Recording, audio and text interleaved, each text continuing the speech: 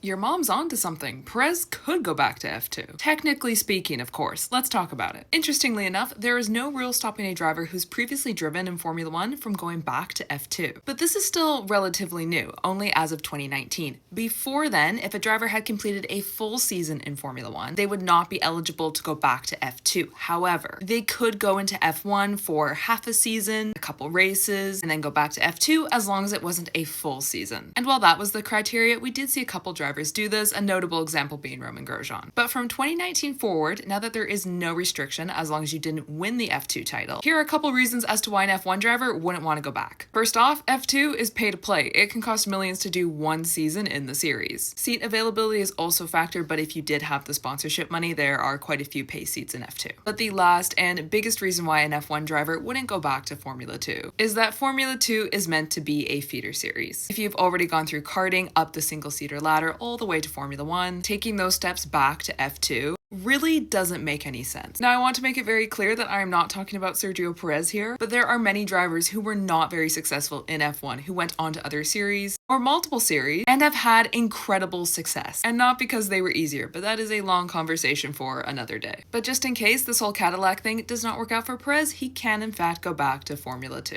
Imagine that breaking news graphic.